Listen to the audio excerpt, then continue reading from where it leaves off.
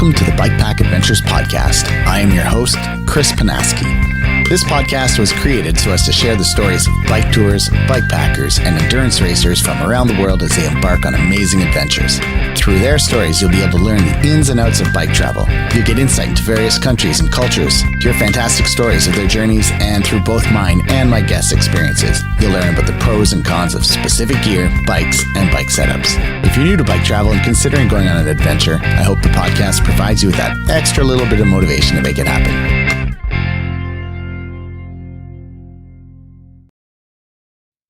All right, welcome back for episode 8 of the Bikepacking Essentials Mini-Series. This is, it's been really fun, Carl. Thanks for being here again. Yep. It was great.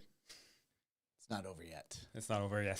So yeah, over the course of the past, I guess 7 episodes, Carl and I have covered a lot of ground, diving into big picture ideas such as what bikepacking really is, routes, bikes, tires, packing systems, gear strategies, a little bit of everything.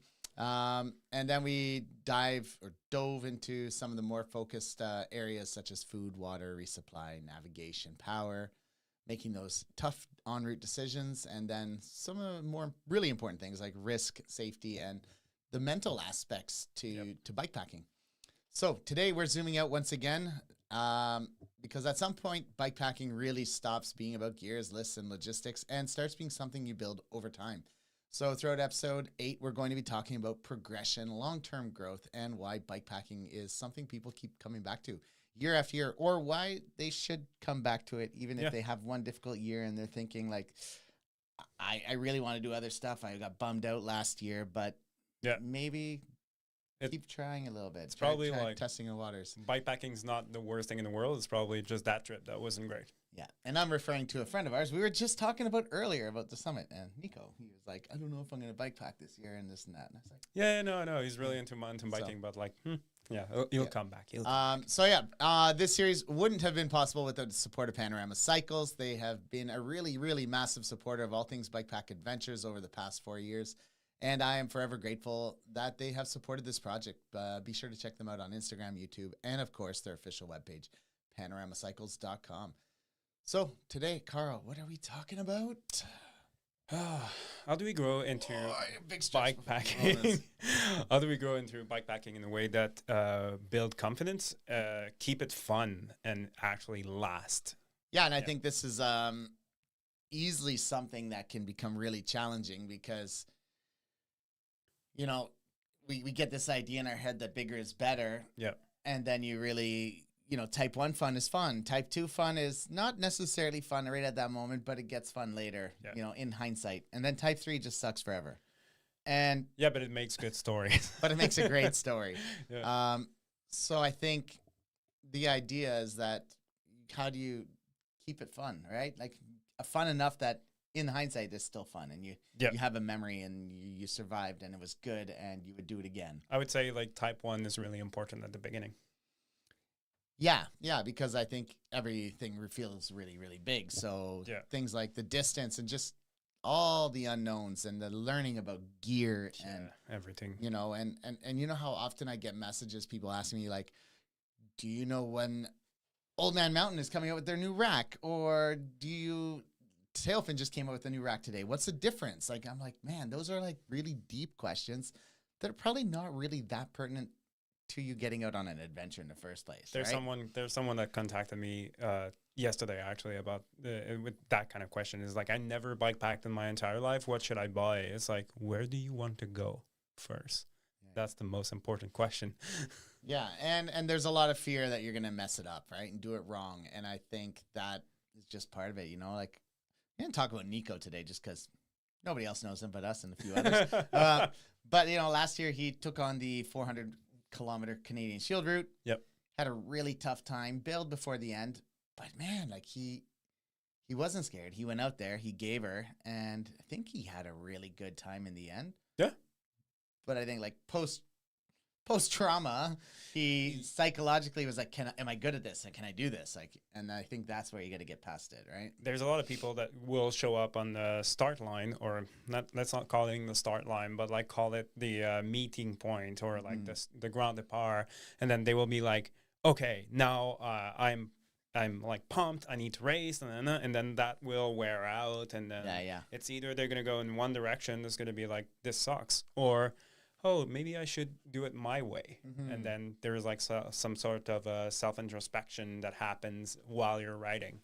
Yeah, and I think like looking at really big routes and big trips can really impact you because you're biting off more than you can chew. Yeah, instance, and also if you're reference or like experienced rider, like you will be like, I need to do this, like because this is the way to do it. And it's not too often you see somebody who's like their first bikepacking experience is Tour Divide. You know, like there's a few out there. Some have finished. Yeah. Many have not. Yeah. It's not. I would say hands down, it is the wrong way to go about getting into bikepacking. Like you have to do trips. You have to get used to it. You jumping into something like that is. I mean, there's a really, really high % chance you're not going to finish. And how's that going to affect you after? Like, are you going to say, okay, I learned? Or are you going to be, like, bummed out about it? Yeah. I mean, like, if you if you learn from your mistake, that's great. But, if your plan is to finish, and then if you don't finish, you will never bikepack again. Yeah. I would say this is not the right way to do it. That's right. Oh, man. So I'm trying to think of an early trip that felt harder than I expected. I think every trip. Yeah, every trip.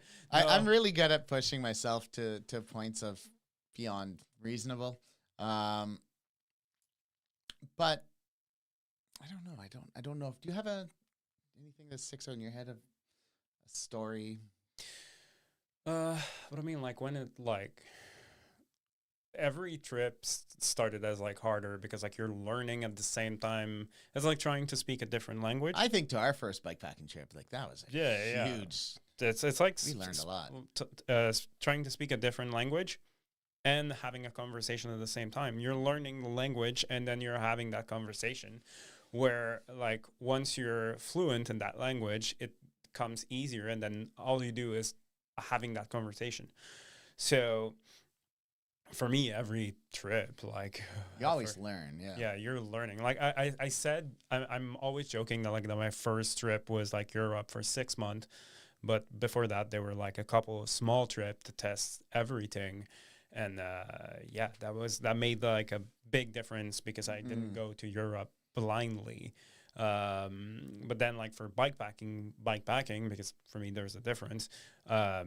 Everything was a learning experience. Even nowadays, like I would say, like everything is a learning experience. And for me too, I remember my first trip in Indonesia. It was a mountain bike with a rack, a wobbly rack, and lots of weight at the back. And my daily rides, when I did ride, were between 100 and 200 kilometers.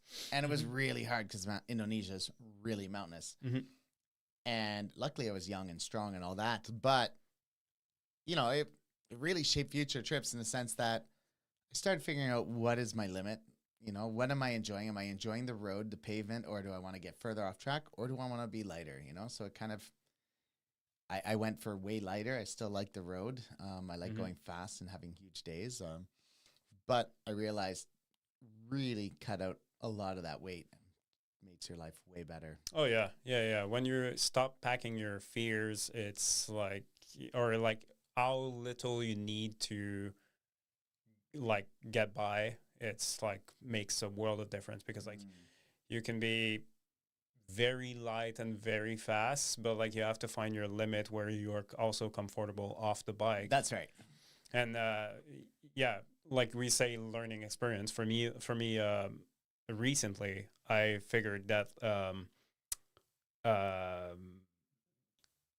focus, shifting my focus on the timing of what I'm doing to actually the adventure part of it made a huge difference in my enjoyment of going for a bikepacking trip. Getting away more from that race mentality to just like enjoy the ride, enjoy the people, the moments, the everything, right? If I finish in 2 days, it's great. If I finish in 2 days and a half, it's great also. But like mostly like stopping and then looking where I'm going. I'm going on the trip. I'm not going on a treadmill. So that's right. Yeah. And for also like when I cycled Western Canada, I put myself in a position because I was off the beaten track and I hadn't really tested out a lot of systems and gear ahead of time. And I had what I had. And like I said, I suffered with cold at night because I was not well prepared. I started learning things like, okay, I'm not going to stop right now. I'm going to get down this mountain before I camp because it's really going to suck up there, right? Yeah. And so I like figuring those things out because I had a minimalist setup. Staying elevated was really terrible, you know? Mm-hmm. So I slowly figured out, you know, I wasn't dialed in episode 1, you know? I was, I'd say I'm still not dialed in right now. Like I'm still figuring things out every adventure. It takes, it's a process. But that's the beauty of it. Like everything evolves, and the fact that you can like test stuff, expensive or not, is great. There's a guy in UK, I think it's called It's All Rideable. Like that's the website. It's All Rideable, and then he has a patch that it's called. It says, ride light, freeze at night, and then a pack light, freeze at night, and then I have this patch at home. I've yet to put it on a bag, but like for me, it's like the greatest mentality. It's just like, I have one jacket and I'm gonna do it. And it's just like, great. I hope you're not stopping. yeah, exactly. So I mean, taking us back to our earlier stories and earlier episodes, you know, everybody overpacks. Yep. To some degree at the start. And if you're not doing it when you bike pack the first time, it's probably because you've done it when you're hiking and you've learned those mistakes, you know, you've learned those lessons. It's very transferable knowledge. Yep.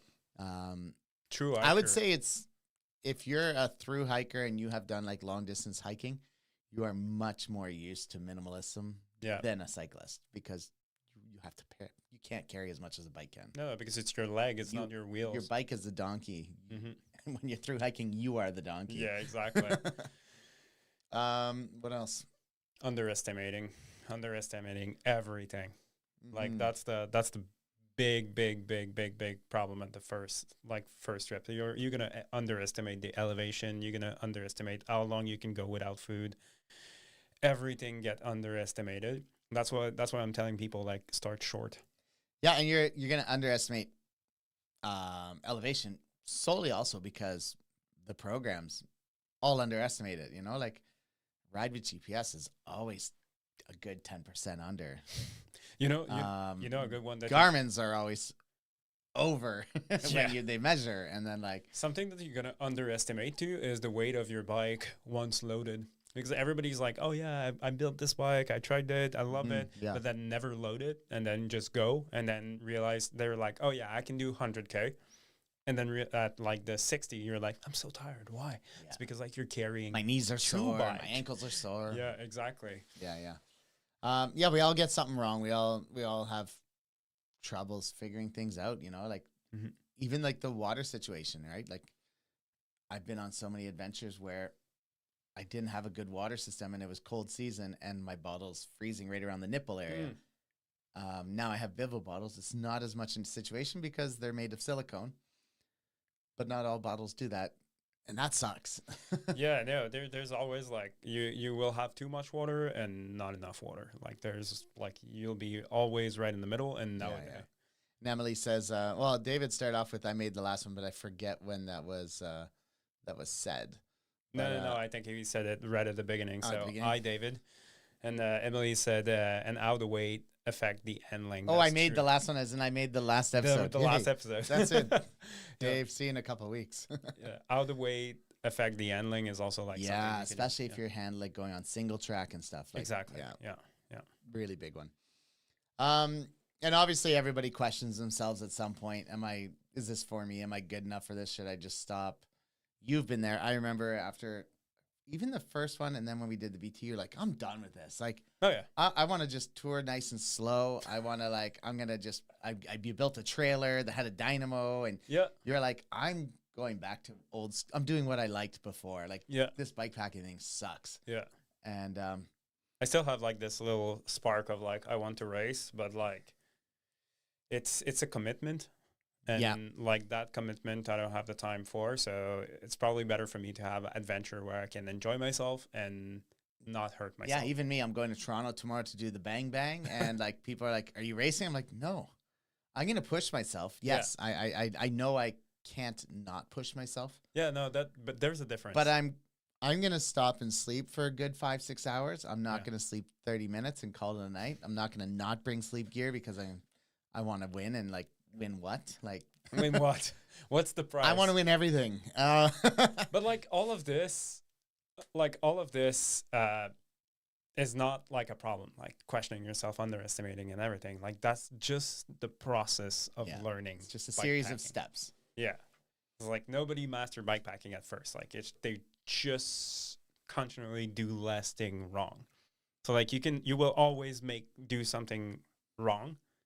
It's probably how you fix it, but like there's gonna be less and less as you go. And you're gonna figure other things you were doing wrong that you didn't know you were doing wrong the whole time. So like just when you think you've got things under control, you're like, oh, I've been doing that wrong this whole time. Yeah. And then you will never stop being an idiot. And it might be something as simple as like how you packed your bag, where you put certain things, because you're like, now my spare tube has a hole in it. And I've been called an hypocrite by Emily yesterday because like I'm like singing the graces of never change anything before a trip.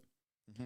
And tomorrow I'm gonna start, not tomorrow, but on Saturday I'm gonna start the overnighter, so not a big thing, on a brand new bike with a brand new packing system, on like brand new everything, like everything, like new handlebar, new position, new fit, everything. So yeah, I feel like I will learn a lot on Saturday. Yeah. David says, underestimating your mental ability. Yeah, sometimes you just crack. Yep. And you think you're more ready than you are, and you're not. And that was my big issue at the beginning.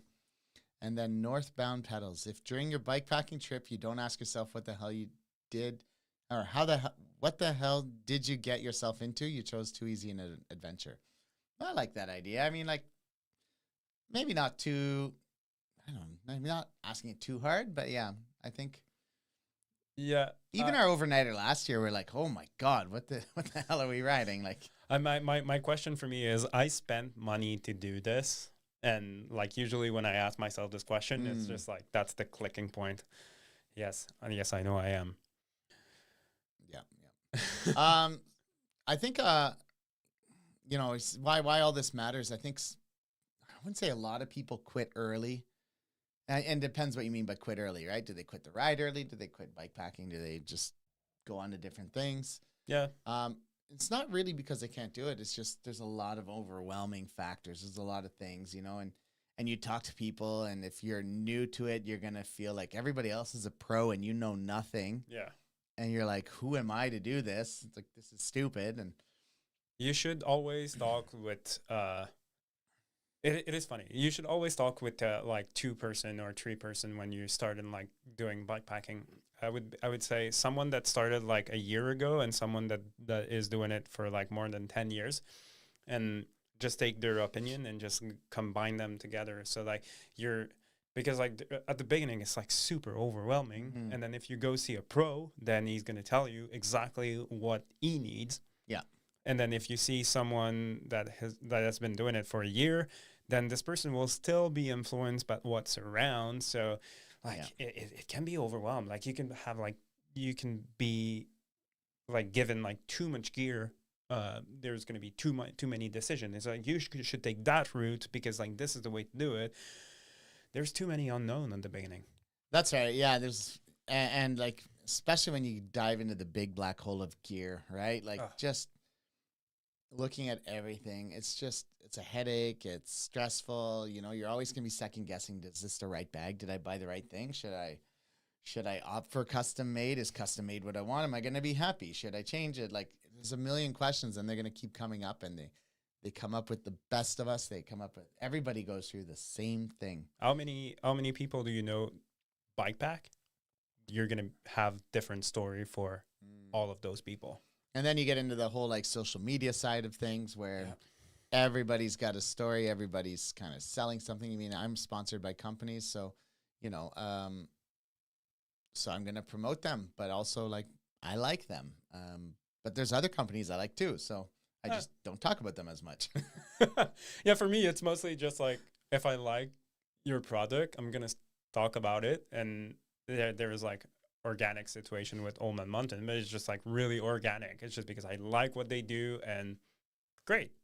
But like I'm not going for like I'm not really influenced by what's out there. It's mostly I'm curious about what's out there, and then I try it, and then if it's good, it's good. I'm not gonna be like putting myself in the cage as like this is the best thing in the world. Yeah. Yeah. Yeah. And then Daniel LeBlanc says custom made is mandatory for me just for style. I agree with northbound pedals. That's why a good saddle is the most important thing when you get older. Yeah. The number one thing I'd tell my younger bikepacking self. Yep. Man, I have spent a fortune on saddles over the years. Oh, and, me too. right now I'm riding a 1-to-1 custom made one, and I like it a lot. I haven't ridden it long enough to have like a fully based opinion, but I think it's better than most of the saddles I've used. So we'll see. I'm an old retro grouch because I just bought a new SQ Lab. Put it on my bike, went And around didn't the like block. Didn't like it. Everybody's like, this is the best saddle in the world. I have like Reform, Specialized Mirror, like Ergon. And you know what I did? I put back my Brooks on my racing bike and I tried it and I was like, oh, feels like home. Brooks are good. Yeah. I have some small issues. Anyways, we're not talking about saddles today, but so I have this small issues right down I have here. this bump. And then, of course, there's the race culture that can mentally impact how, you think about the whole sport, right? Like there's this sense that, like, I'm going to a Grand Depart tomorrow or to Saturday, and there's going to be 30-some people there. It's hard to be there and not feel like start off really too powerful, too hard, burn yourself out a bit because you feel the need to race. How long does it take to do the bang bang? Not how long it is. How long does it take? I don't know. I'll tell you when I'm done.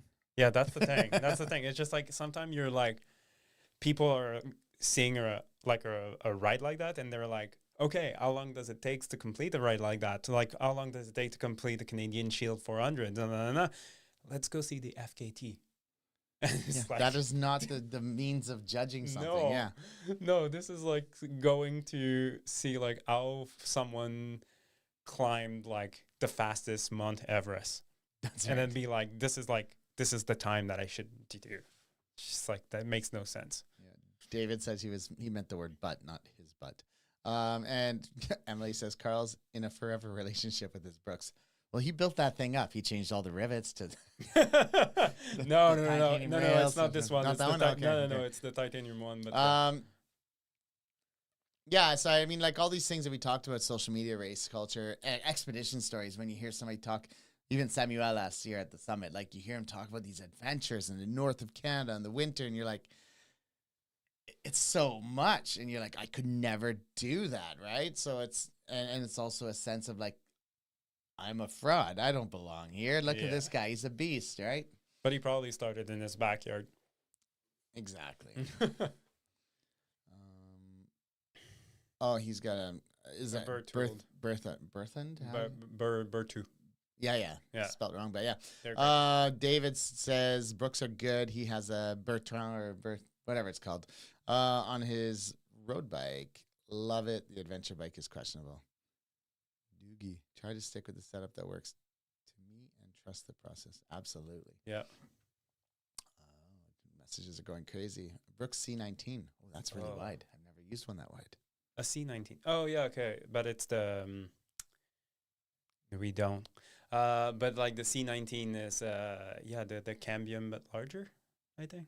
Yeah, probably, yeah. I don't like the cambium. Well, C17 is your normal... Oh, B17 is... B17. Yes, that's right. C is C17 is the cambium. Yeah, okay. I still have like rash. And then Emily says she loves her SMP. Yeah, so I have various saddles. Like I have SMP is the, what's...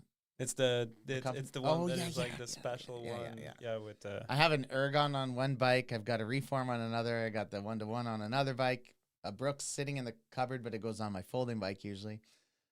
And I like them all in various aspects. It's just like which one is good for like 4 days straight.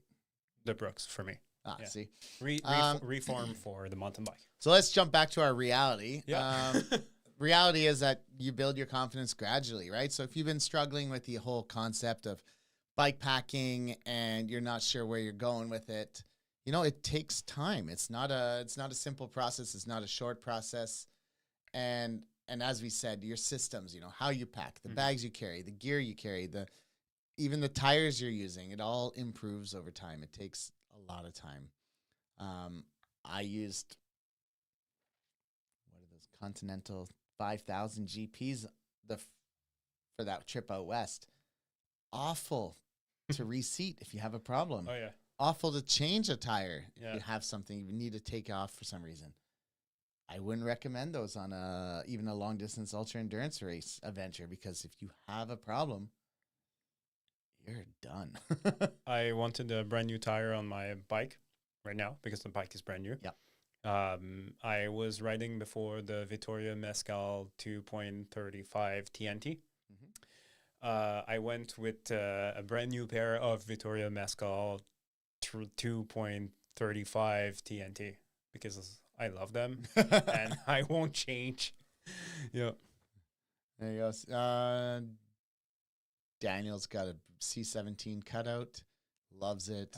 David's got an Ergon saddle on his track bike. It's great. 20 plus is best. I don't even know what that means. No, I don't know. Yeah, so you build up your confidence, your systems improve. And making mistakes is part of the process. You're going to improve by learning, and trial and error is how you learn. It's the same way kids in school learn. You make mistakes in math, you get better at math, You get experiences. You get experience from all that knowledge, all those mistakes, and then, can you just skip steps? Is there a way to? I don't know if there's a good way to skip steps. No. Making mistake is the way to do it. Unfortunately, it's the goal. It's just to take it to the next one, to the next mistake, to the next. You just did something, it's dialed, and now you have to do the other one, and then the other one, and then the other one. Yeah, and even like me right now, I'm setting up my Torngat tie for summer riding, so I put on a suspension fork, and I had to build a new rear wheel because it's not a fat bike now, and it needs a mountain bike wheel, and so I got that, and now I'm trying to fit bags in it. And when are you leaving for the Bang Bang? Tomorrow. It's not done yet. Well, I mean, it's almost ready. I just got to pack some clothes and first aid kit. I'm not cooking, and first aid kit is like some Tylenol and tape and some electric tape. Yeah. Should we do our last panorama? The last mid roll.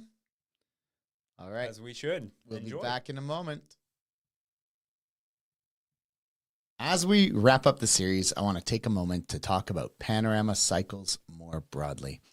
Over the past 3 years, I've ridden their bikes across a wide range of terrain, from multi-day tours and single-track riding on my Taiga, winter fat bike adventures on the Chick Chocks and Torngat Tie, to explorations with my wife on our gravel bikes, the Anticosti and Katahdin 2.1. What's impressed me is how much thought goes into every frame, every design, every build. Whether it's steel, carbon, or titanium, Panorama focuses on durability, comfort, and versatility, which means you can spend more energy enjoying the trail and less worrying about your bike. For anyone looking to grow as a rider, experiment with routes, or push longer trips, their bikes really support that journey. So, as we close out this series, remember, progression isn't just about skills or mileage. It's about riding a bike that inspires confidence and allows you to explore more freely. And with that, let's take everything we've learned about routes, gear, food, and risk and start thinking about your next adventure. All right, we're back. And so today we're going to really dive into how to build confidence trip by trip. And I hope I'm not muted. I am not. All right. So what did your early progression look like, Carl? Did you have, do you remember? Yeah, I was like largely influenced by social media, and then after that, I went to get like everyone get a gravel bike, Yep. and then bike pack with a gravel bike, and then trying to put more like a bigger tire on We it. did, didn't we? Yeah.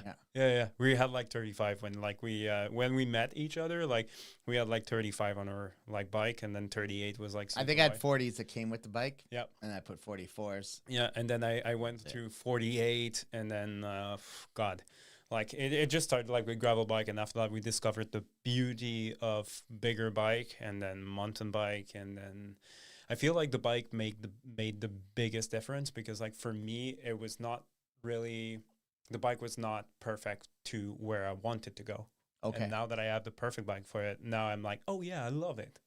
What about you? Then you had the perfect bike, and now you got a new perfect bike. I have a perfect bike every year. What about you? I would say it's very similar. You know, my early story was more of the ultra endurance aspect of bikepacking. So That's how we met. Yeah. I was doing huge days. I averaged 190 kilometers a day for 26 out of 29 days when I rode Western Canada. So I was like, and I stopped in Winnipeg because I had 5 days to make it back to Ottawa because my wife's time limit.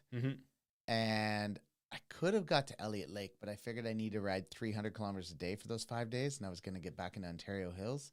And I said, you know what? I'm just going to take an airplane. My knees are starting to get sore anyways a little bit. And, yeah, when you're solo, you can like push. And then similar, you know, like I threw on some bigger gravel tires, and we did bikepacking. I remember riding the BT 700 like I was on a mountain bike with a gravel bike, and people were watching me go down some of the really steep parts. They're like, "You're nuts," and I'm like, "I'm just fast." Yeah, but I look at our. But now, like, I loved my Taiga and this Torngat. I'm really excited to take it with some big squish in the Look front. at the bike like that we rode the BT on, and then I had a Specialized Diverge with this little suspension with like next to zero bag on it, and they was just like, it was so light. It was just like no suspension, like race. And then I look at my bike nowadays, and I'm like, wow, that's like the polar opposite. And I think for me too, part of that, like my learning there was that when I did the BT and set the FKT, it lasted 2 days. Theo beat it with a drop bar mountain bike curve with 2.6-inch tires. Yep. Like probably more comfortable. He could probably walk after with his back. And then the next time I went back, Brooke, who created the Bang Bang route, he won it on a full suspension cross-country race bike. This is the thing. We have that mentality. That and I'm like, thin tires don't equal speed. No, you know? No, not over like those long distance. Yeah, it doesn't make any difference like over long distance. Like if you have like a skinnier tire or a bigger tire, it's mostly like just how long you're gonna pedal. And then if you're averaging like 16K an hour, and then the other one like with skinnier tire average like 16.5, there's no difference in the end. And even my gravel bike now, I think tires has been my biggest learning thing. My gravel bike now, I run it with 40 mil slicks if I'm going to be doing stuff that has a lot of pavement. Yep. But most of my riding I've been doing with 50 mil tires. And just a couple weeks ago, I was out on the full cycle community type ride. Yep. You don't call it community ride, but they're like little gravel charity event. And one of the guys was like, "Do you actually have a motor in that?" And I was riding 50 mil tires. I was just flying, you know? Yeah, because it's smoothed out. Yeah. But I mean, like, so progression. Let's go back to that topic. All that progression. Like, we can talk about tire for years. I think like last year, okay, we did a harder overnight route. That was great. But it was so fun. But it's a short overnighters. You're going out to test out your new bike on a short overnighter. Yeah. It's the perfect place to test out the ride. Yeah, because you can be like, tomorrow I'll go home. I don't like it. I don't think a 2-hour ride is good enough because you're not going to get the full experience of that bike, you know? Yeah. If you go home after 2 days and you're like, "Oh my God, my back is sore. This is badly adjusted. Like I need to get in for a bike fit. I need this, I need that." You now have like a valid period of time on the bike to, Yep. to give some real input to that. So short overnighters are a really good way to figure out that progression, just to understand what works and what doesn't. Yeah, I mean, like it's the best for testing, but also like if it's not just testing, like you can like also be like, I don't know what to do this weekend. Let's do an overnighter, and then that could be a great trip because like I've done multiple like week-long trip. They were great. I had like 5-week-long trip, and then even more than a month and everything, and then my highlight of last season was literally Wall, because like, and it was just an overnight. It was was not crazy. I didn't do any major trips last year. No. Yeah. No, I mean, like I did some trip, other but, than Belgium and Netherlands. But no, seriously, it was just like it was so easy, and it felt every pieces of the puzzle would fall in the right spot all the time. So like, I mean, it was not long, but it was just like the perfect, like, this is a week of work. We did that, go back to work. And it was like, wow, that was Oh yeah. David had mentioned that. I think he deleted it, but he said, the BT took him 3 tries and he didn't even get close to an FKT. Yeah. Like it's brutal. So like, and, I think he said twice on that before he finished the log driver's waltz. And then like lots, improvement is slow. It takes time, and you figure things out. Exactly. I think, like you said, though, like if you don't have a short overnighter away from home, doing close to home routes is also really good because you can bail. Yeah. If this weekend, I mean, this is all still close to home for you. Oh yeah. My overnighter is much further from home, so it's not as easy to bail. But yours is close to home, so if something goes seriously wrong with your bike, just order an Uber. Take all the wheels off, or call somebody. Yeah, I'm just gonna wait at the. Just don't call me because I won't be here. I'm just gonna wait at the park and just let Emily finish it. Yeah, but it's like low. What you see in those is like low consequences trip. It's really just to try stuff or to unplug from your weeks, and like Northbound Pedals said, like micro adventures are great. I'm fully with that. Like. Just like, because like if you're like always, I don't have time for that week plan, like a weekend is great too. And I was talking to my trainer who's helped me make plan, and like, so I can kind of prepare my body for my year off in a year. And he's like, so do you have any big races coming up other than this one this weekend? I was like, oh, I didn't even consider this one this weekend a big race, because I just considered an overnighter with 2 hard days of riding. But yeah, that makes sense. Yeah, I mean, yeah. And he's like, well, what about later? And I said, I might do the Canadian Shield XL. It's 1,150 kilometers, but I might not. I am really enjoying like just simple overnighters, like just short adventures. So I can come home, I can still cut grass, I can spend time with my daughter, I can live life, but I can also just go ride my bike. And also we'll bike raft this year. So like pack rafting. Woo! We'll discover like new muscle. So like we might like be fast on the bike, but like we'll be like suffering pecs, and like Harm will be like, oh my God. and man, huge props to Paul Gallipo for some of the routes I found online that he's put together. Like, and he hasn't even ridden them, like, because he's like, I was just planning to get a pack raft. So I'm putting stuff together. I'm like, they look great. Yeah. Anyways. So like low consequence, micro adventures, it's awesome, right? And then as you progress through that, then you can start looking at longer distances, I think if you just jump into long distances, and long distance for most people is probably, a 400-kilometer route is a long distance. Like that is a significant amount of time. Most people don't want to drive a car 4 hours, 400 kilometers, let alone ride a bike 400 kilometers, all right? I think once you're getting up to distances like that, you want to spend some time doing overnighters, close to home rides. Things have low consequence that, are not going to critically endanger your adventure. Yeah, just go on Ride with GPS, cap it at 150 by 50 kilometer a day. And then next trip, just do like 75 or like 100, how you felt. And then just like get higher from that point. Don't start at the highest point like possible. Doogie Bike says, can we survive on the BT without suspension? Hey, I did it on a gravel bike. Yeah, you can. You can survive. And I had like suspension seat post, or no, stem only. Yeah, you had that flip. But I also was riding really aggressively. I think you can easily do it on a rigid bike. Yeah. Preferably like the biggest tires you can fit on it. Yeah, exactly. This is going to be like not a lot. Some Ica bike, but it's not impossible to do it like without a suspension. Mm-hmm. Yeah, there's going to be some sections, some switchback downhills, getting close to Meaford that are really steep. I rode them. It was very stupid. You should walk that section. I have a video of Emily on her gravel bike on a rock face, and I'm like, every time I look at this, I was like, oh.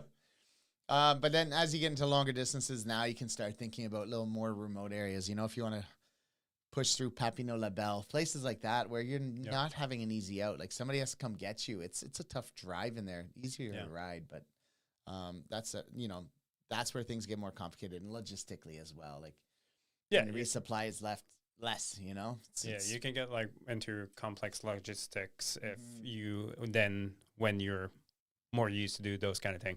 When you're looking at bailout, sometimes don't look at it for yourself, but also like look at it for like the people that kind of have to drive to get you. So yeah, and a lot of people are piping in here about the BT. So David says as well, it can be done without suspension.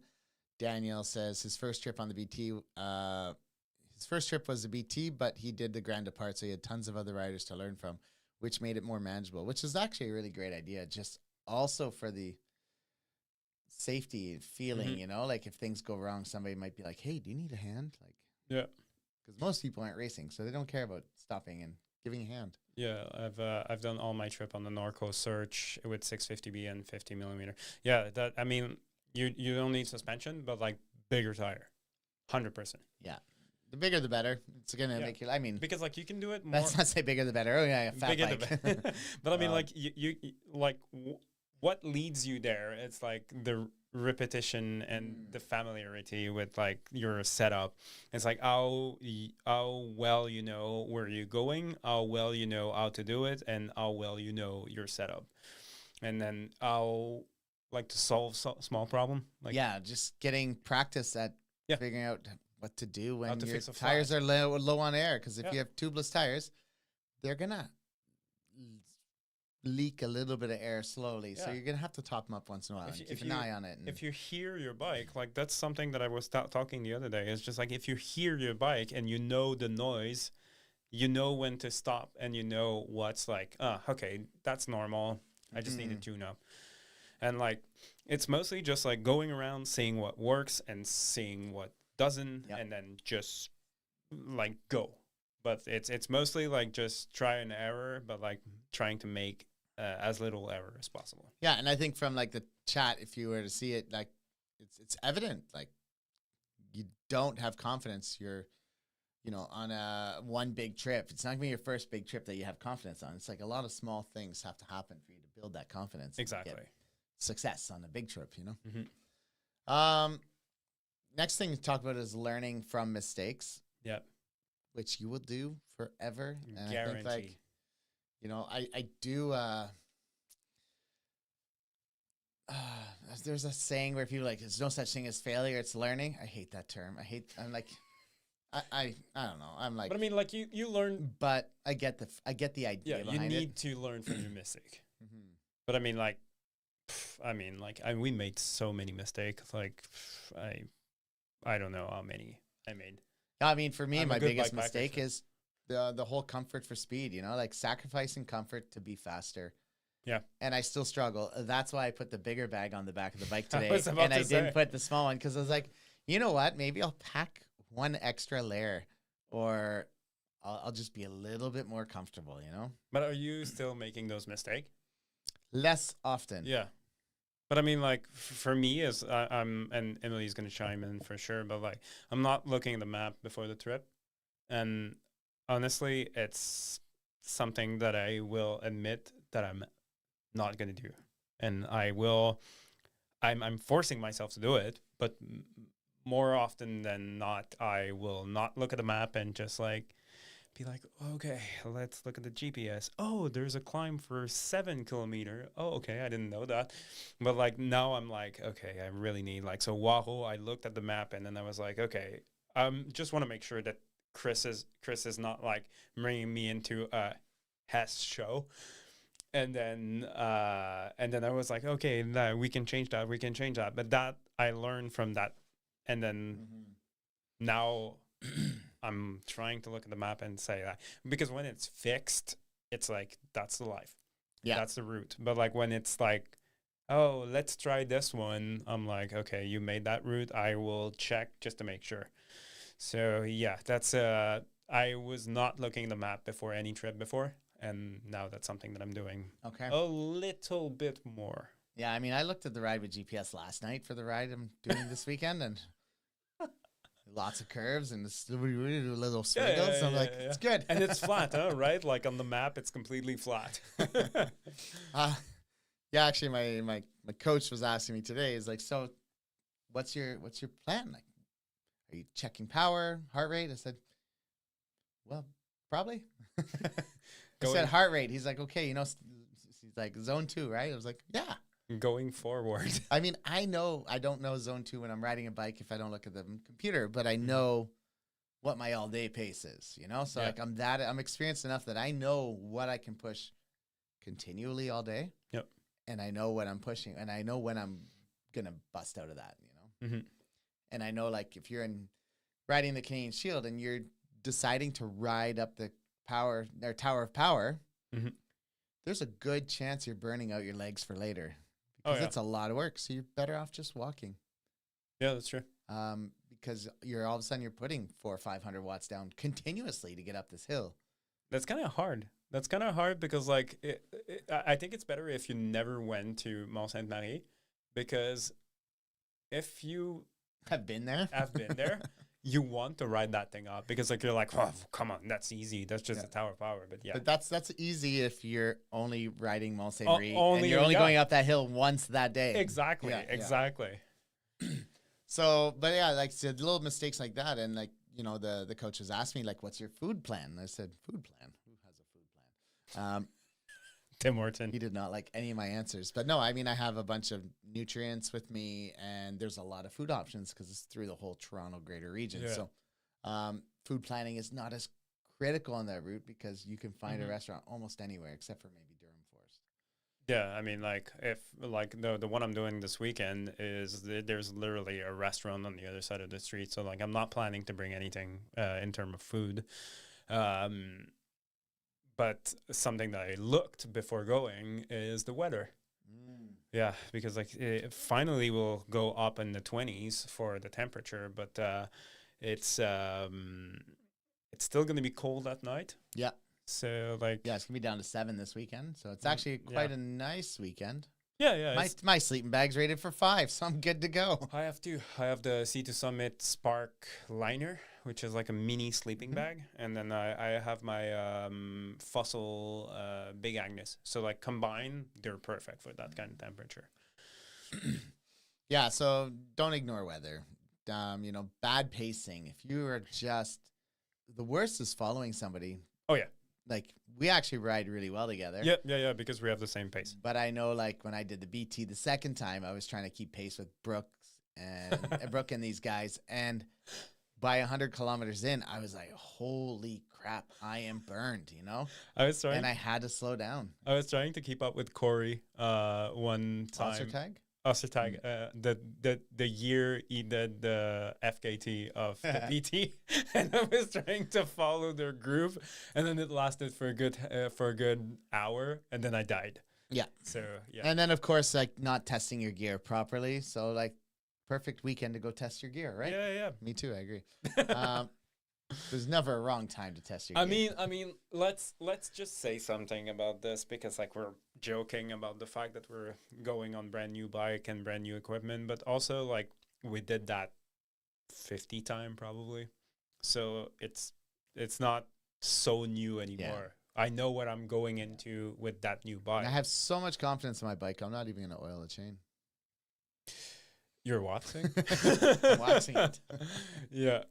No, I mean, like you shouldn't maintain your bike, but like for me, it's just like I know that like that wheel's gonna turn and that That's right. steering's gonna steer. So for me, like, but you're right. On an overnight, the stakes are minimal. So Nah, makes a lot of sense. yep. I just moved everything. So yeah, I guess often for a lot of people, like little mistakes feel like a big failure. You know, like all the little mistakes you make on one adventure, you just get this idea in your head that you're a failure or you failed or you know. Yeah. But you have to shift that. Yeah. You have to shift from like it's a mistake, I'm a failure to like here's the mistake and here's the solution and like it sucks, but this is how to fix it. So like it's just like it's a lesson instead of just a failure. So yeah. And I think there's a really good way to do that, and that's like an after action report, you know, like that's a very army term, but it's like asking yourself questions after your adventures, right? So, you know, are there things you carried that you didn't use at all? Yeah. It's a really important thing. And this is something you kind of have to write down because if you don't write down, you're going to forget by the next adventure or the second or third later, you know? Yeah. Do I do this? No, but I should. I tend to remember. Okay. Emily at home, like she has a list and then she write it down and then I feel like that's her process. But like for me, I literally just remember and I'm like, I didn't touch that. So like that's going back. And then, but sometimes I just leave with, these days I leave with less stuff and then I come back home and I was like, I should have brought that. I should have brought like that extra cable. So it's kind of asking yourself like, what should I have brought with me? What do I wish I had with me? Exactly. Would that extra liner have been good? Yeah, exactly. You know? Like I ditched those like warm socks because I was like, oh, I can sleep with the same socks, but like seriously, comfort item. Yeah, or like where the in the trip like things didn't go as smoothly as like it should have been going. Like it's like is this was harder than necessary? And was it because of like poor eating choices or was it because you pushed too hard up the tower of power? Exactly. And then you were just cooked. Yeah, or like you made that route too long for your first time and you didn't account for like that 1 kilometer 35% incline. Yeah. So figuring out what you would change next time to make your life a little bit easier. Exactly. Our chat has gone nuts here. Hey, hi everyone. There's an hockey game, by the way. You should. I think we're way up here. BT, I am memorizing the map and my trip. Look, Daniel LeBlanc's memorizing the map for his trip in September. He loves maps. I love map. I just don't love route. That's different. Emily loves maps too. I plans out all her food stops to make sure she can get all the treats that she wants. And also your limitation because of your allergy. But she has some food conditions. So. I've been cooking piles of risotto on my new cook system at home and get used to it. My partner is getting tired of rice. Yeah, next week I got to send out that newsletter with the recipe that Daniel's going to lead people through at the summit. So, I go over the route. I prepare an elevation map like Carl. Yeah, exactly. You just like tape Actually, he made one, sent it to me for the Canadian Shield, so I have to send that out too. And I still need a salad map. Yeah, still miss some. Still misses some turn. Yeah, like it's like you can do your best. You can prepare as good as you want. Yeah. Like if you're 99%, that's more than okay. Yeah, and I think Northbound Pedals there is doing it right. Whenever they finish a trip, before they even unpack, they write a list of all the things they carried and things they wish they had brought with them to help plan for next trip. That's pretty awesome. Take pictures of gear she didn't use. That's great, Emily. Awesome. And Emily also says that way it is also date stamped based because of the phone. Yeah. Also, she also said that like she showed that to me. She takes screenshot of the weather. Like, so if she's sleeping at night and then it's cold, she takes a picture and then we're like, oh, like how cold was it that night? And then she goes in there picture with the date and then she was like, it was actually this. I could just have a selfie of my shirt and be like, look at these things. I can cut glass. She's like, I was cold. Like I do the same also with the map function of my iPhone. So like I can be like, oh, well, yeah, we were sleeping there. And then with the map, you can actually see every year. Yeah. All right, let's carry on here. Yeah. Another really important topic is ethics, access, and trail stewardship. Talking about progression and long-term bikepacking isn't just about like the mental side of things and like not giving up and doing more or, growing that, but it's also like our own view on the earth and how we can be better stewards of it. Because the more you bikepack, that means you're having a bigger impact off the grid of where people usually go, right? Yeah, we didn't talk about that, so like that's a really good one. Mm-hmm. It's and bikepacking is growing, so like more and more people are out there. Yeah, because like it's not only like leave no trace, but also like respecting land access, and it's just like public versus private land. Yeah, this is a really big like issue because like sometimes a route can go, and then all of a sudden the landowner is like, no, but like the map isn't updated. So like you have to be sure that if you're putting a route out there, like if it's on the map, you should like make sure that it's up to date. Mm-hmm. Because public and private land's a hard one. Like even at the Canadian Shield bikepacking routes, like it's a really tough one. Like there's spots where I've met the person grading the road, and they said, "Actually, I'm one of the property owners. You feel free to use this road." And then somebody says they got stopped by somebody else, and they're like, "But I think we're allowed." Yeah. So it's like the communication aspect too, and right? And also the people, what they think versus what is the reality is a different thing. And then as well, like indigenous land awareness, right? Like especially in like North America, there's a lot of lands, and you should know where you are, and to be grateful and respectful, and leave the land better than when you came there, right? Yeah, exactly. Yeah, because we're all borrowing it, and it's important to actually like be mindful of where you are, not just like go blindly and just be like la la la la la. It's just like not leave no trace, but also know where you are. Yeah. Awesome. Yeah. And have you seen anything's changed as bikepacking has grown? I've seen a few. A KMP trail, they closed a section. The person who owned the land that goes over the trail, because when they got rid of the railway, they made a lot of that land became privatized, and most people kept it open, but one person closed it because they were sick of like four-wheelers and motorbikes and probably cyclists too. Who knows, right?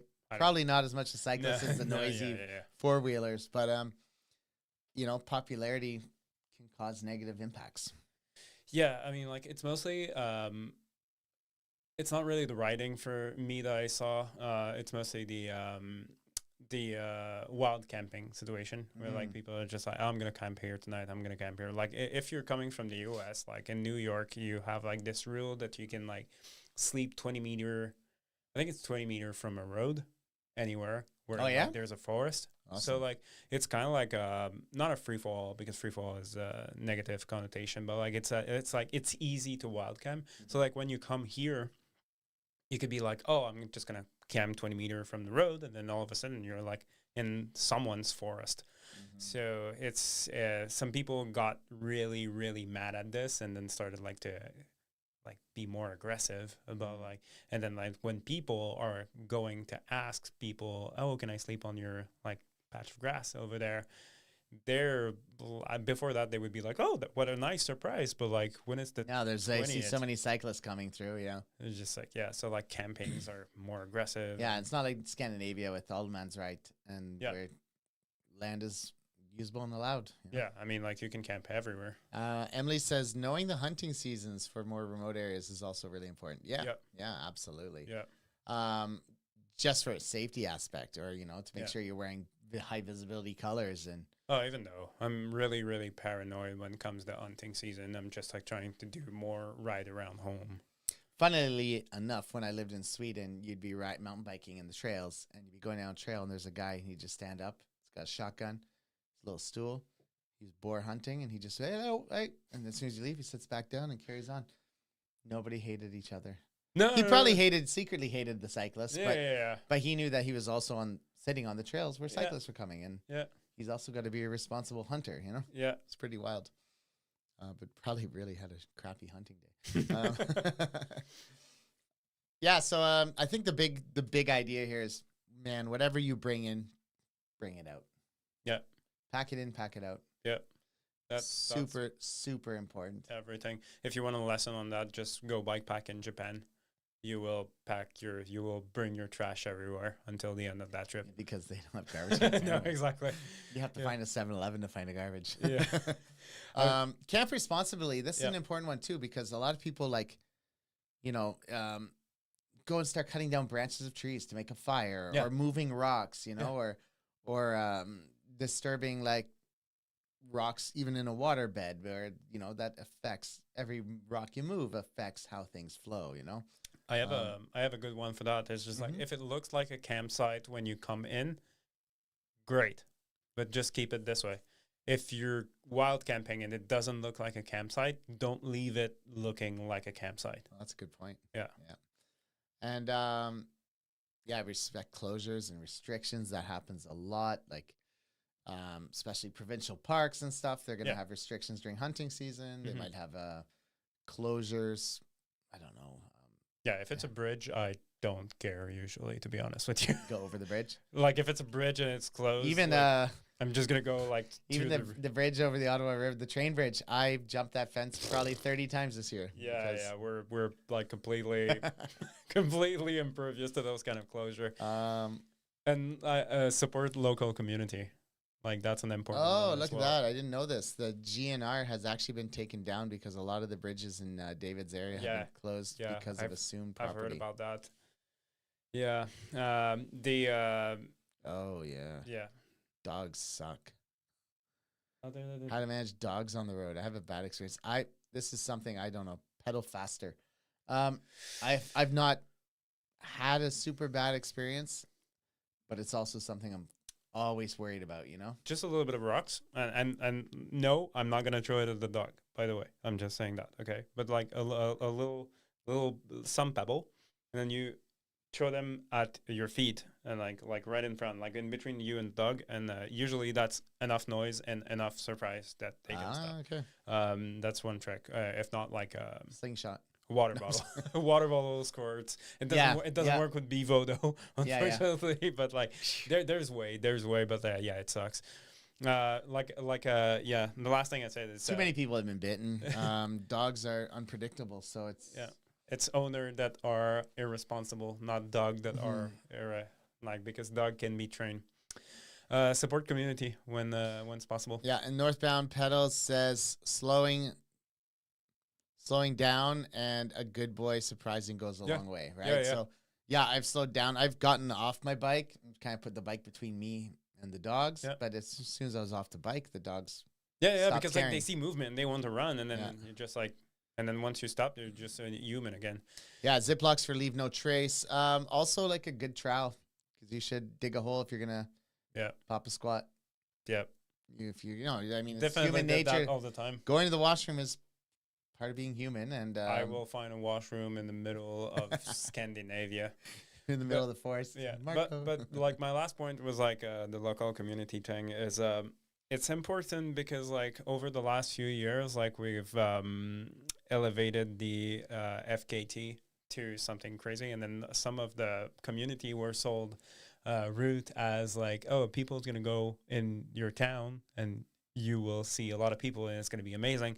And then all of a sudden that FKT mentality went by, and then like there's some people that are just everybody's just zooming through. They're just like, I've seen no one, and there's just like the corner store that is like, I've been like vandalized by all those cyclists buying everything like in a rush, and then so slowing down and then like exploring the cafe and then the little grocery store. I think that's a good experience because you also hear the people. Like I did the spring rally last time, and the spring rally classic, and I did it as fast as possible, which was really funny because it's a community ride and it's stupid.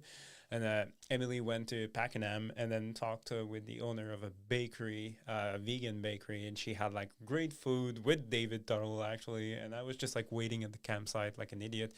And they told her all about like the overall of the 5-span bridge that is in Pakenham, and that I haven't seen because like I was like focused on going as fast as possible like an idiot. I know that bridge. Yeah, I've seen it by car, and then I've seen it like with Spencer one year, but like Seriously, it's just so funny that like you go in the village, you talk with the people, and then they share like what's happening around there with you. You're actually visiting. You're not just riding your bike as fast as possible. Yeah. Yeah, we got to remember that access isn't a guaranteed thing, right? Yeah. Like a lot of places could turn sour on bikepackers if they're too aggressive, too messy, Trashy, too yeah. trashy, too, you know. Yeah, it's always something that can be lost. Yeah, and it's starting to happen, and I think more in the U.S. because they have huge populations, a lot of bikepackers going on certain routes. What was that thing that got canceled? There was a bike festival. Well, isn't it? Oh God. Rebecca's Lost Idaho. The Idaho was going to pass a law that you're not allowed to bike and on any roads that vehicles drive on or something crazy. No. There was like a bikepacking festival, but like people were leaving trash everywhere, and then like they had to clean up right after, and then like they just decided to cancel it the year after. Yeah. So yeah, I guess the big thing there is that the future of bikepacking really depends on how people behave. Yeah. Now, you know. Luckily. Today. I think I know a lot of people that are really respectful of their like. I would say the vast majority of people are good. Yeah. You know, but it doesn't take takes one rotten apple to spoil a bushel. Yeah, there's a lot of cyclists that I know that will stop the group ride just because like there's a gel package, like empty gel package on the road, and they're just like, we stop, they just pick it up and then like they continue. Yeah.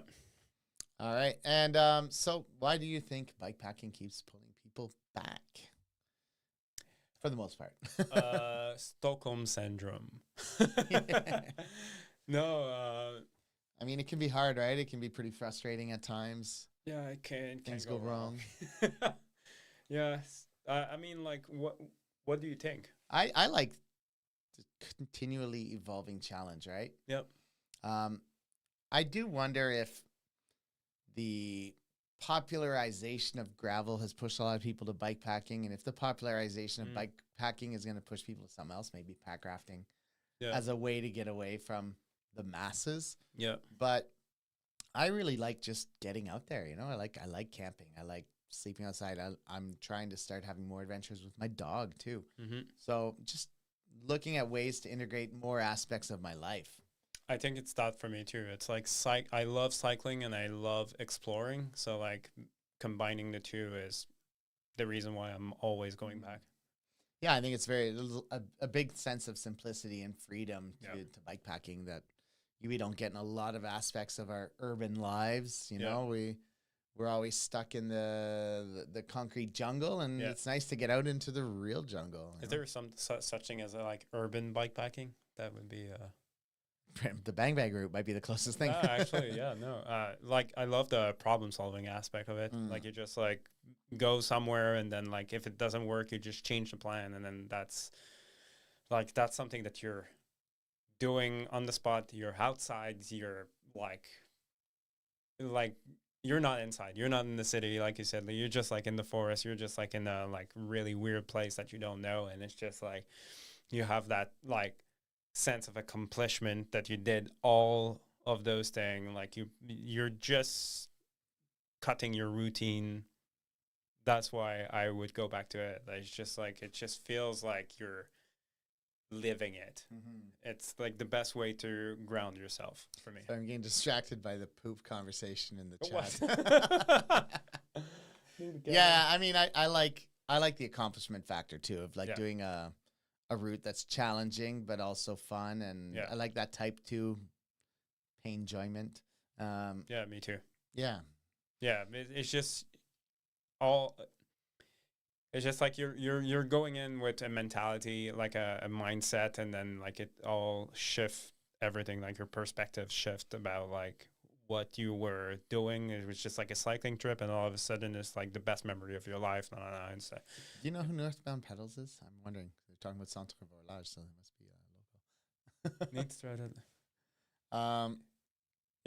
I don't know. Who are you? Mystery Northbound Pedals. You know what I really like is it just contrasts with my day-to-day life, you know? Like a lot of my days are commuting to work by car. I try to get on the bike when I can. You know, I'm in school building. I mean, I do get a lot more outside time than most working adults because I'm a teacher. But a lot of it is standing around inside a building, you know, and at least I'm getting steps in. But it's just nice to contrast it and get outside and be in nature. And I don't know, it's just something awesome about sitting around beside your tent drinking a beer. Oh, for me, it's really just like cutting that. Cycling is every part of my life. So just cutting that and then just be like, this is why I love cycling. Yeah. And like that area where it's like, it's my work doesn't really bleed into like the fact that I'm cycling, the fact that I'm bikepacking. So like, unless somebody you're with has a suspension problem. Not even. I don't Sorry, know. buddy. See ya. I don't speak French. Sorry. Yeah. All right. Yeah, I think it's not just about the ride. It's how, like, what makes you feel during and after the ride. Like, there's something special about it. And I think for me, it's after. Like, I love that feeling of just like, that was amazing. Yeah. Do you think there's any like mistakes people are making with their progression, or like common mistakes? Yeah. I would say it's right there. I have it written down, Carl. What? No, I'm trying to make my own opinion. No, I know. No, I'm trying to progress too fast. Yeah. Yeah. Jumping into big trip too early. We said that. Messing with you. Yeah. we said that early, but like, it's just like, don't do like the 5-month trip first. Like, start slowly. Yeah. Unless it's like a bike tour, like then you can, you know, you might not have as much practice to bike tour, but you can start somewhere where it's more populated and overnight, and then you can like, or you can do like me, like what I did. Every bike tour starts with an overnight. Like, but no, that's but no, like for me, my mentality is like, I wanted to do Europe first because like it was exactly like me and speaks the language. Japan was exactly like me, but don't speak the language. So the next one doesn't look like me and don't speak the language, or is completely different and speak the language, like New Zealand. And after that might be like, don't speak my language, don't know where I am, so I'm gonna be probably in the middle of Africa. And then not a lot of ginger white people in Japan. No, I would say that I was very anonymous. I think a lot of us compare, like another big mistake is comparing yourself to others, right? Like it's really hard, you know, when you look at a video and you see like somebody, you know, going really fast and you're like, you know, especially me, like living 5 years in the past when I was faster and now thinking, okay, like my reality is not that. I want to enjoy myself. I want my needs to survive, but I also want to, you know, push myself. But I'm not Theo. He's like 10 years, 15 years younger than me. I'm not Corey. I'm like, it is. I'm just me. It is like it is an individual solution for everyone. Yeah. After that, like chasing gear, and like chasing gear instead of experience. I know, and I that's my mistake. And I feel guilty with this one a lot, and I'm sure you do to a certain degree because we have companies that support us. Yep. And we have really nice gear. Yeah. And we look the part for sure. Well, we're selling a fake story. Yeah, exactly. We're selling the image that you know everything people see us and they're like, oh, that's what bikepacking is like. Yeah, and that's, you know, like I'm happy I have the gear I have. Yeah, don't get me wrong, but it's, you know, it's not what makes or breaks the trip. You shouldn't, not necessarily. You shouldn't look at my setup and say like, this is what bikepacking is. Like I'm looking at you. You shouldn't look at my setup and think this is what a bikepacking bike should be, because like I will tell you something. I'm always testing new stuff and I'm always experiencing. Like I want to know what's the best out there, and I will never know because there's always new stuff. So like, don't look at my bike and think this is like all dialed up, because like it's always changing and evolving. Yeah. Yeah. And I think something I really fell on today in that sense is also like, a mistake is not to reflect after your trip. I think we all do it, but I think like do it with purpose, right? Like Emily taking pictures of stuff, or somebody, I forget who it was, but making notes and stuff. Yeah. That's purposeful and it makes sense. Like that kind of reflection will go so much further into your learning journey of bikepacking, right? And just being better at it and having more enjoyment out of it later. Mm-hmm. Yeah. Yeah. And all of that to not lose the fun.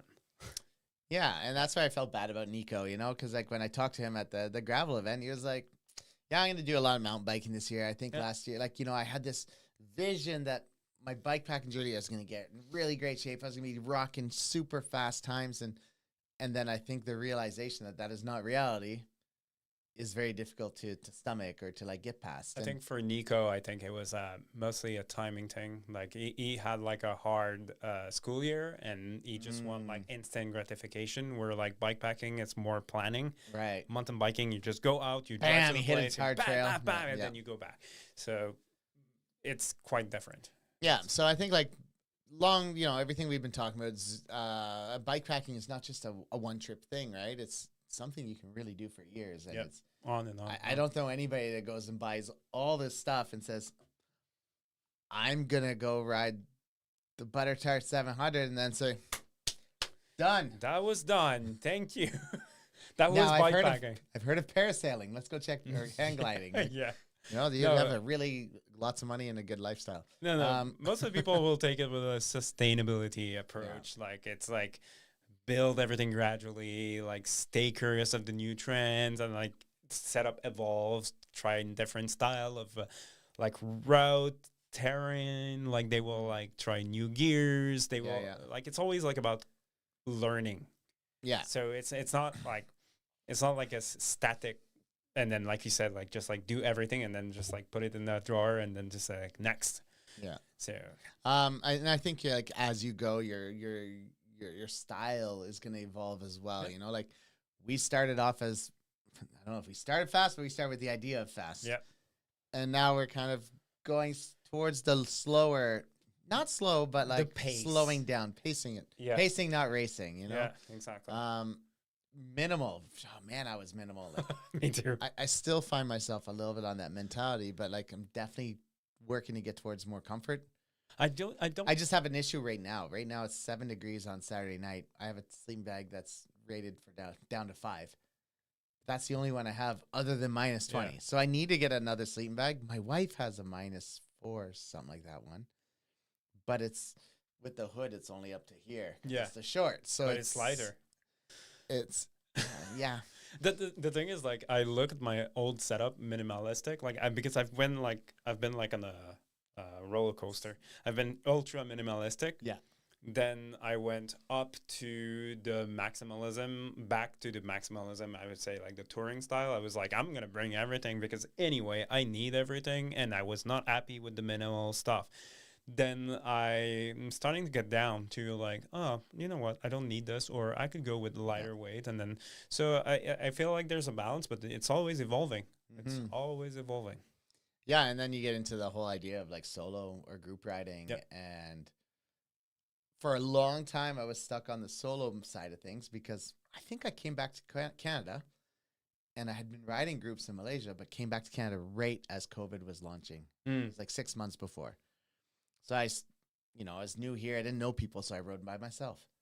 Then COVID happened, and I rode by myself for the next 2 years. Yeah. Without the occasional ride with you and stuff. But I just got used to being solo. Like, but now I'm like, oh, there's a lot of value of groups. You know? Like, and I enjoy things like spring rallies and grand departs and just being around people. Which is funny because on my side, I love the solo aspect of it, the meditative states of it. But like, I like it, but I need a mix of both. Yeah. Yeah, and my style has definitely gone from the racing to as an exploratory style. Yeah. Like, and I'm stoked. I got a pack raft now, and now the exploring is going to go deeper, right? So as we said, there's not really a right way. It's just, really important to remember that you don't have to do the longest route. You don't have to ride the hardest routes. You don't have to do the most remote trip. They all count. They're all legit. That like it's not on Strava, so it's not real. It's total piece of shit. Like like you can do like seriously just do your trip, and we're not saying like that you should do like small trip and then just don't do the racing. Just saying like if you want to do racing, race. If you want to do like exploring, explore. I'm right in the middle. I would like to race in the future. I would probably win in my age category when I will hit like 60. But like for now, I just want to explore. That's it. So that pretty much closes up this episode. We're kind of getting there, right? So the big takeaways are crush this all down into like 50 words or less. Yeah. Progress is slow. Yeah. One trip at a time. It doesn't happen fast. Yeah. Mistakes are part of the process. Yeah, you have to make mistakes to learn, and then the big one I think too is reflecting on it and how you reflect on it. Exactly. And like I think the biggest takeaway there for me personally, even today, was with purpose. Yeah. Right. Reflect with purpose, so you actually put real thought into it. Yeah. Respect for land and access matter. Like, don't go everywhere because you feel like you can ride there. Like, sometimes be mindful of where you're going. There's like a good story with Ben Simard, that a guy from Quebec, a good friend. Yeah. And he was like going to a place, gravel riding with friends, and then all of a sudden he works at the shop, and then the wildlife, like people with the police, are coming in the shop, and they're like, "Are you Mr. Benoit Simard? We need to talk to you about something that somewhere you went." And then realized that he was riding like in a road that was closed, but also for conservation. Yeah. So like he was like, "Oh, okay, yeah, I will take that off Strava." And yeah, so like be mindful where you're going. Very interesting. Yeah, there's no really right way to bike pack, right? Nope. So it's you'll figure it out. Just keep at it. Yeah. If you have questions, reach out to this guy or me, and keep it fun. Yeah. Grab your bike, grab a backpack, and just go. You don't need anything. And Northbound Pedals, thanks for being here. Thanks for listening. Thanks for tuning in. Hey, thank you. So just some closing thoughts. At the start, 8 episodes ago, had nothing to do with that. When you're starting, bikepacking can feel really complicated. There's a lot of moving parts, a lot of unknowns, and over time, things will get better. You'll figure it out. You need to learn your limits. You will learn your limits. Like, trust me, you will figure that out. Mm-hmm. And that'll help you make better decisions. And eventually, it'll stop feeling like something you're trying to figure out, and you're going to actually become something that you enjoy. And it's kind of just part of your life. And when people ask you, what do you do? And you're like, I'm a bikepacker. Yeah, it's just easy. If people are like, what's bikepacking? You're like, well, let me tell you a story. The story of me.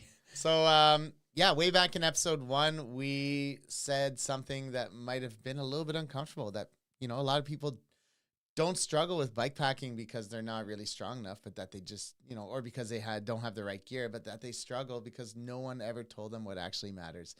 And that's what this whole series has really been about. Not just bikes, bags, and gears, but like all the other little things that we kind of dove into, right? How to plan, how to pack, fuel, navigate, and take those hard moments and make something great of them. Mm-hmm. So it's really not about suffering more. It's not about having the perfect setup, and it's definitely not about doing the biggest trip right away. It's about understanding the fundamentals and building from there. So, yeah, every trip teaches you something. Every mistake sharpens your systems, and over time, what feels overwhelming gets normalized. Yep. And what feels uncertain is manageable, and whatever things that felt like completely out of reach become something you've done, like whether it's the BT or the Log Driver's Waltz or the Canadian Shield XL. Like, those things are huge challenges, but they are doable. It just takes time, right? Mm-hmm. If you made it through the full series, thanks, guys. Thanks for being here. Thanks for listening. Actually, I've already received quite a few messages from people that were listening, so it's been really kind of a cool process that's amazing to kind of float through this. So we hope that, and I'm sure Carl feels this way too, but we hope that this has helped simplify some of the learning curve and giving you confidence to get out there and try things for yourself. And if you're a fairly experienced backpacker, I think, there's still something to be gleaned from all this. So, Carl? You can find me... My chin is itchy. You can find me on Instagram, same as usual, Fork Sauce or Ottawa Suspension. And what about you? Everywhere as Bikepack Adventures. So whether it has an underscore or not, you just have to type it and figure it out. or go to bikepackadventures.ca for routes, blog posts, and gear reviews. And of course, a huge thank you to Panorama Cycles for supporting this mini-series. And be sure to check them out at panoramacycles.com. Chris, it's been a pleasure. Woohoo! Woohoo! All done and dusted. I wasn't sure if we'd ever get through 8 episodes, but I'm super stoked that we did. It was fun. And we see everyone at the summit? Yeah. There's going to be like nearly 100 people there. Ah, that's amazing. It's going to be awesome this year. It's going to be crazy. So stoked for this. Can't wait to see you all, everyone. Oh, Daniel LeBlanc echoed our words. Oh, Can't wait to see everyone at the see summit. you there. Northbound Pedals, who are you? Send me an Instagram message. Yeah. All right. Thanks, everyone. I'm going to log this thing off.